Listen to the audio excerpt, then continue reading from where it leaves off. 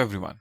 In this video, we will learn a new concept called compound interest.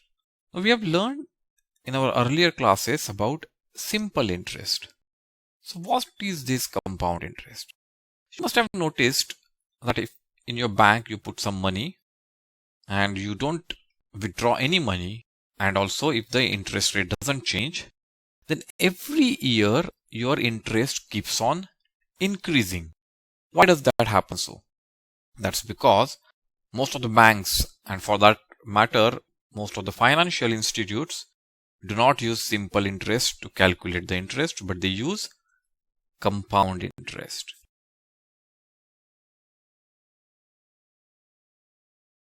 Now, what is compound interest? And how it is different from the simple interest?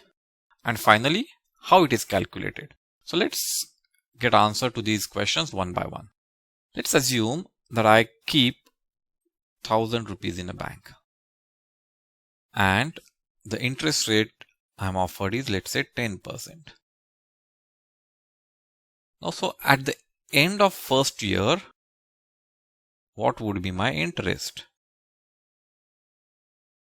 It is 10% per annum.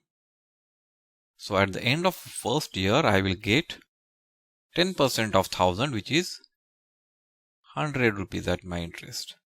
That is the end of first year. If we use simple interest, what will happen? At the second year, my principal remains same. The rate is not changed. And so does the interest.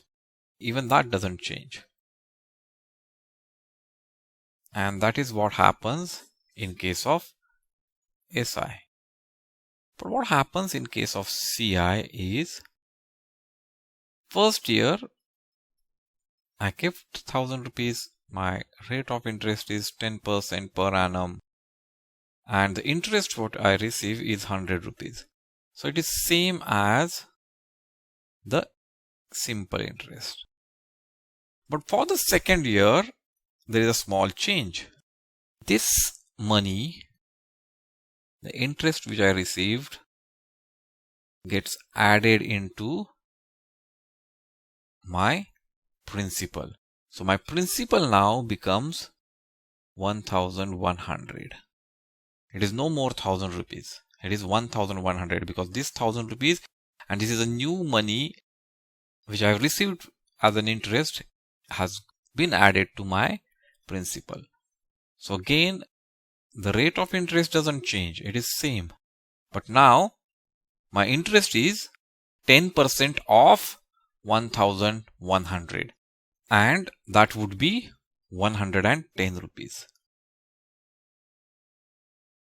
So in second year, I am going to receive higher interest than the earlier one. Here it was 100 rupees and here it is 110 rupees. So I have received higher interest.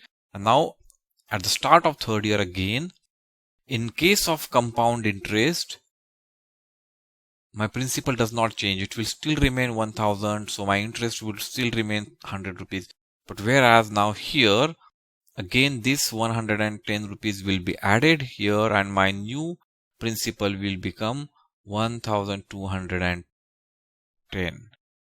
And so with the same interest rate, my interest would be 121 rupees at the end of the third year.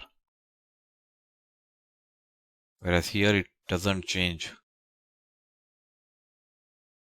So for first year it is same, but from second year onwards, the CI, the amount of interest which I received, here 100 plus 110, so 210 rupees I have received at the end of second year, and here only 200. At the end of third year, I have received 300 rupees here, whereas here I have received 331 rupees.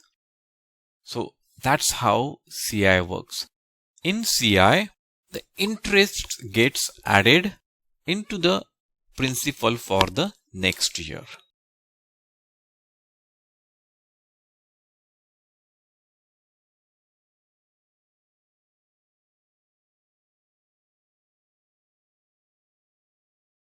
And that's the difference between SI and CI. Let's take one example and see how SI and CI vary from each other.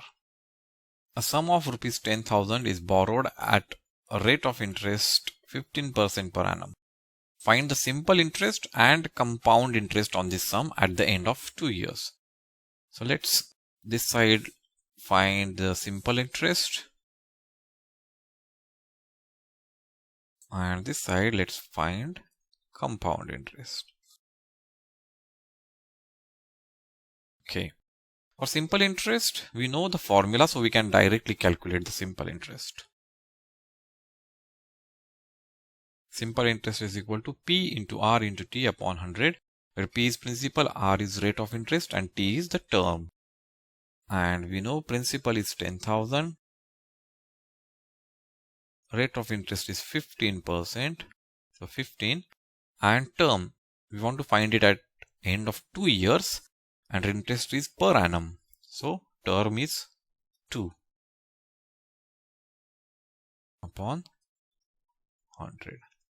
2 zeros gone, 2 zeros gone, and that gives me 15 2s are 30, 30 into 100 is 3000.